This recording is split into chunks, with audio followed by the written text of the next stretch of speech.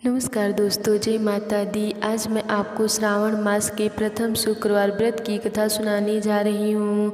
तो प्रेम से बोलिए संतोषी माता की जय, शिव जी की जय। एक बुढ़िया माई थी, उसके 7 बेटे थे। 6 कमाने वाले थे, एक निष्काम था। बुढ़िया 6 पुत्रों को रसोई बनाती, भोजन कराती और पीछे जो कुछ बचता वह 7वें को दे देती थी। परंतु वह बड़ा भोला था, कुछ मन में विचार न करता था। एक दिन वह अपनी स्त्री से बोला, देखो मेरी माता का मुझ पर कितना प्रेम है। वह बोली, क्यों नहीं, इसीलिए तो सबका जूठा बचा हुआ तुमको खिलाती हैं। वह बोला, भला ऐसा कभी हो सकता है? मैं नहीं जानता। जब तक मैं अपनी आँखों से ना देख लूँ तब तक मैं नहीं मानूंगा। बहू ने हंसकर कहा, देख लोगे तब तो मानोगे। कुछ दिन बाद त्योहार आया। घर में 7 प्रकार के भोजन और चूरमे के लड्डू बने। वह पता लगाने के लिए सिर दुखने का बहाना कर पतला वस्त्र सिर पर ओढ़कर रसोई घर में सो रहा था। कपड़े से सब कुछ देख रहा था। 6 भाई भोजन करने आए। उसने देखा कि सुंदर आसन बिछाए और 7 प्रकार के रसोई परोसी, आग्रह करके उन्हें जिमाती। वह देखता रहा। 6 भाई भोजन करके उठे। अब बुढ़िया माई ने उनकी थालियों से लड्डू के टुकड़े उठाए और एक लड्डू बनाए। जूठन साफ कर बुढ़िया ने उसे पुकारा, उठ बेटा, 6 भाई भोजन करके गए, अब तू ही बाकी है, उठ न, कब खाएगा? वह कहने लगा, मुझे भोजन नहीं करना है, मैं परदेस जा रहा हूँ।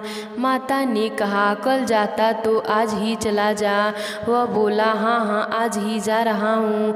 यह कहकर वह घर से निकल गया। चलते समय बहू की याद आई। वह गौशाला में कंडे पात रही थी। वहां जाकर बोला, मैं परदेस जा रहा हूँ, तुम हृदय में धीरज रखकर अपना धर्म पालन करते हुए रहना, मैं कुछ दिन बाद आऊँगा। पति बोला, मेरे पास तो और कुछ नहीं है, केवल यह अंगूठी है, सो इसे ले ले और अपनी कुछ निशानी मुझे दे दे। बहू बोली, मेरे पास क्या है, यह गोबर भरा हाथ है। वह उसने उसकी पीठ पर गोबर के हाथ की थापी मार दी। वह चल दिया। चलते चलते दूर देश में पहुंचा। वहां एक साहूकार की दुकान थी। वहां जाकर कहने लगा, भाई मुझे नौकरी पर रख लो। व्यापारी को नौकर की ज़रूरत थी। वह बोला, हाँ रह जा। लड़की ने पूछा, तनख्वाह क्या दोगे? साहूकार ने कहा, काम देख कर दाम मिलेगा। साहूकार को नौकरी मिली। वह सवेरे 7 बजे से रात 12 बजे तक नौकरी बजाने लगा।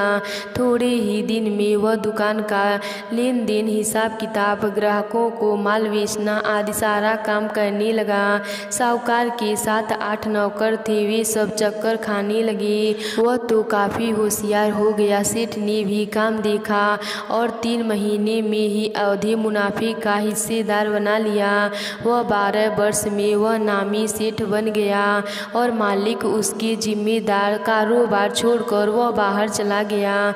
इधर बहू का क्या होता है कि सास ससुर उसे बहुत दुख देने लगे। सारी गृहस्थी का काम करा के वे उसे लकड़ी लेने जंगल में भेज देते।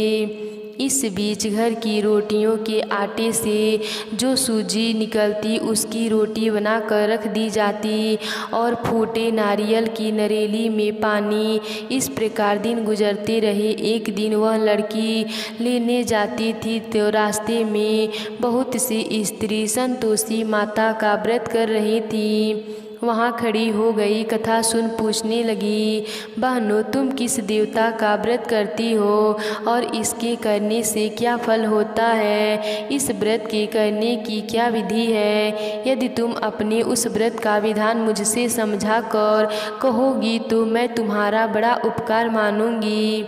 तब वह स्त्री बोली, यह संतोषी माता का व्रत है, इसके करने से निर्धनता का नाश होता है, लक्ष्मी आती है, मन की चिंताओं का भार दूर होता है, भविष्य में सुख आने की संभावना, मन में प्रसन्नता और शांति मिलती है। अपनी पुत्री को पुत्र मिले और स्वामी बाहर गया हो तो शीघ्र आवे, कुंवारी कन्या को मनपसंद वर मिले, राजद्वारा में बहुत दिनों से मुकदमा चला हो तो निपट जाए, कलेशानी वृत हो, सुख शांति आवे, घर में धन जमा हो, पैसा जायदाद का लाभ हो, रोग दूर हो जाए तथा और भी जो कुछ मनोकामनाएं हैं वह पूर्ण हो जाए।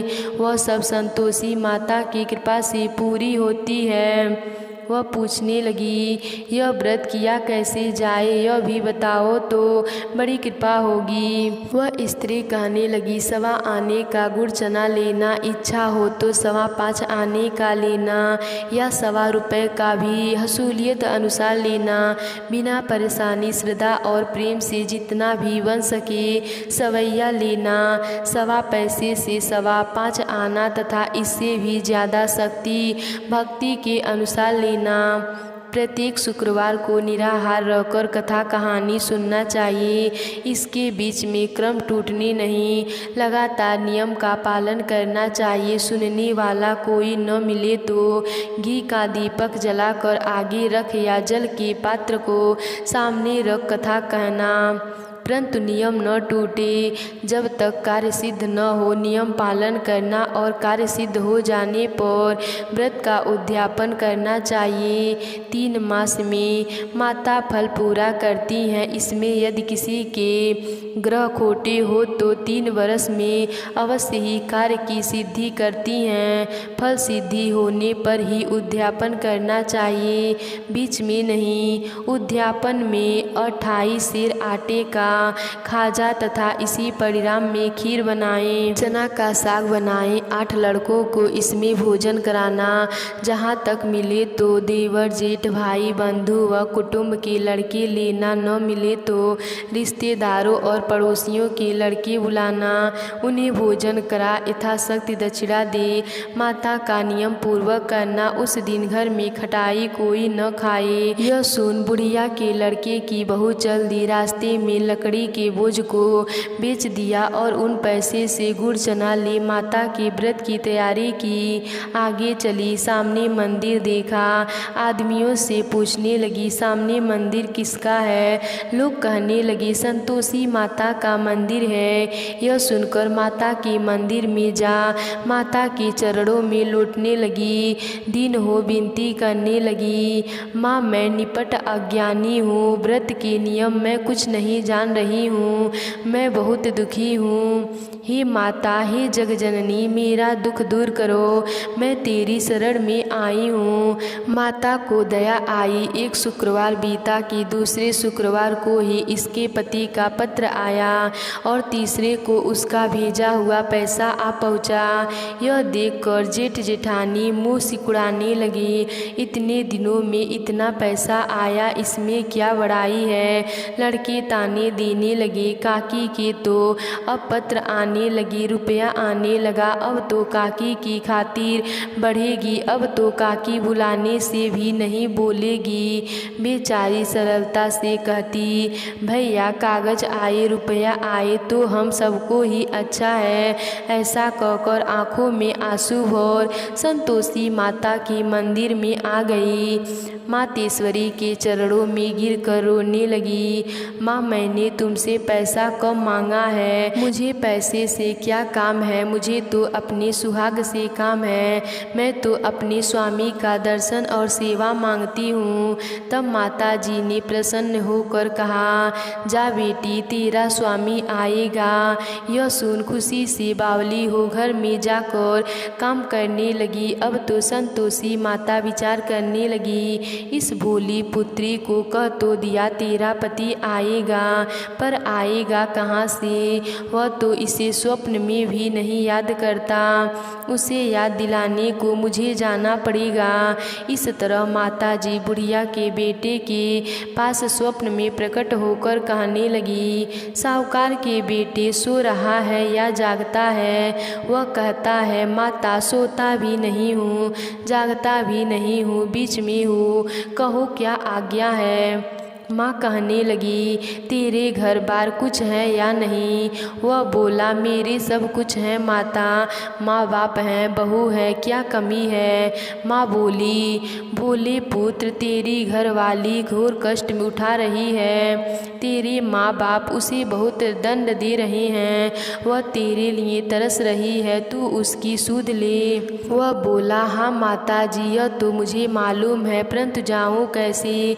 परदेश की बात है, लेन देन का कोई हिसाब नहीं, कोई जाने का रास्ता नजर नहीं आता, कैसे चला जाऊं? माँ कहने लगी, मेरी बात मान, सवेरे नहा धोकर संतोषी माता का नाम ले, घी का दीपक जला, दंडवत कर दुकान पर बैठ जा, देखते देखते तेरा लेन देन चुक जाएगा, जमा का माल बिक जाएगा और साज होते होते धन का भारी ढेर लग जाएगा। दूसरे दिन बहुत सवेरे जल्दी उठ भाई बंधुओं से अपने सपने की बात कहता है। वे उसकी बात अनसुनी कर उसका मजाक उड़ाने लगे। कहीं सपने भी सच होते हैं। एक बूढ़ा बोला, देखो भाई, मेरी बात मानो, इस तरह साजबूझ करने के बदले देवता ने जैसा कहा है वैसा ही करने में तेरा क्या जाता है। अब वह बूढ़े की बात मान नहा धोकर संतोषी माता का दंडवत कर घी का दीपक जला काम पर जाकर बैठ गया। थोड़ी देर में क्या देखता है कि देने वाले रुपए लाने लगे, लेने वाले कोठों में भरने सामान के लिए नगद दाम दे सौदा करने लगे। शाम तक धन का ढेर लग गया। मन में माता का नाम ले उसका चमत्कार देख प्रसन्न हो जाने के वास्ते गहना कपड़ा आदि सामान खरीदने लगा। यहाँ के काम से निपट कर तुरंत घर को रवाना हुआ। वहाँ बहू बेचारी जंगल में लकड़ी लेने जाती है। लौटते वक्त माता जी के मंदिर पर विश्राम करती है। वह तो उसका रोज रुकने का ठहारा था। दूर धूल उड़ती देख वह माता जी से पूछती है, हे माँ, यह धूल कैसे उड़े जा रही है? माँ कहती है, हे पुत्री, तेरा पति आ रहा है, अब तू ऐसे लकड़ियों के 3 बोझ बना ले। एक नदी किनारे रख, दूसरा मेरे मंदिर पर और तीसरा अपने सिर पर रख ले। तेरे पति को लकड़ियों का गट्ठा देखकर मोह पैदा होगा, वह वहाँ रुकेगा, नाश्ता पानी बना खा पी कर माँ से मिलने जाएगा। तब तुम लकड़ी का बोझ उठा कर जाना और बीच चौका के गट्ठा डालकर 3 आवाजें लगाना। लो सासू जी, लकड़ियों का गट्ठा लो, भूसे की रोटी दो और नारियल के खोपड़े में पानी दो। आज मेहमान कौन आया है? माँ की बात सुन, बहुत अच्छा माता कह प्रसन्न हो लकड़ियों के 3 गट्ठे ले आई। एक नदी के तट पर एक माता के मंदिर पर रखा। इतने में ही मुसाफिर आ पहुँचा। सूखी की लकड़ी देख उसके पति की इच्छा हुई कि यही निवास करें और भोजन बना खा पी कर गाँव जाएं। इस प्रकार भोजन बना विश्राम करके वह गाँव को गया। जब वह सबसे प्रेम से मिल रहा था उसी समय बहू सिर पर लकड़ी का गट्ठा लिए आती है। लकड़ी का भारी बोझ आंगन में गिराकर जोर से 3 आवाज देती है, लो सासू जी, लकड़ी का गट्ठा लो, भूसे की रोटी दो, नारियल के खोपड़े में पानी दो। आज मेहमान कौन आया है? यह सुनकर उसकी सास अपने दिए हुए कष्टों को भुलाने हेतु कहती है, बहू ऐसा क्यों कहती है? तेरा मालिक ही तो आया है। आ बैठ, मीठा भात खा, भोजन कर, कपड़े गहने पहन। इतने में आवाज़ सुनकर उसका स्वामी बाहर आता है और अंगूठी देख व्याकुल हो माँ से पूछता है, माँ यह कौन है? माँ कहती है, बेटा यह तेरी बहू है। आज 12 वर्ष हो गए हैं जब से तू गया है, तब से सारे गांव में जानवर की तरह भटकती रहती है। काम काज घर का कुछ नहीं करती है, 4 समय आकर खा जाती है। अब तुझे देखकर भूसी की रोटी और नारियल के खोपड़े में पानी मांगती है।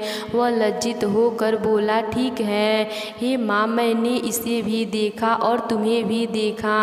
अब अब मुझे दूसरे घर की ताली दे दो, उसमें रहूं। तब माँ बोली, ठीक है बेटा, जैसी तेरी मर्जी, कहकर ताली का गुच्छा पटक दिया। उसने ताली ली, दूसरे कमरे में जो तीसरी मंजिल के ऊपर था खोलकर सारा सामान जमाया। एक दिन में ही वहाँ राजा के महल जैसा ठाट बाट बना लिया। अब क्या था कि वे दोनों खुशी पूर्वक रहने लगे। इतने में अगला शुक्रवार आया। बहू ने अपने पति से कहा कि मुझको माँ का उद्यापन कराना है। वह तुरंत ही उद्यापन की तैयारी करने लगी। जेठ के लड़कों को भोजन के लिए कहने लगी। उन्होंने मंजूर किया, परंतु पीछे से जेठानी अपने बच्चों को सिखाती हैं, देखो रे, भोजन के समय खटाई मांगना, जिससे उसका उद्यापन पूरा न हो। लड़के जिमने आए, खीर पेट भर खाई, परंतु याद आते ही कहने लगे, हमें कुछ खटाई दो, खीर खाना हमें भाता नहीं, देखकर अरुचि होती है। बहू कहने लगी, खटाई किसी को नहीं दी जाएगी, यह तो संतोषी माता का प्रसाद है। लड़के उठकर खड़े हुए, बोले, पैसे लाओ। भोली बहू कुछ जानती नहीं थी, सो उन्हें पैसे दे दिए। लड़के उसी समय उठकर इमली लाकर खाने लगे। यह देखकर बहू पर माता जी ने कोप किया। राजा के दूत उसके पति को पकड़कर ले गए। जेठ जेठानी मनमाने खोटे वचन कहने लगे। लुट लुट कर धन इकट्ठा कर लिया था, सो राजा के दूत उसको पकड़ कर ले गए। अब सब मालूम पड़ जाएगा। जब जेल की मार खाएगा। बहू से वचन सहन नहीं हुए। वह रोती रोती माता के मंदिर में गई।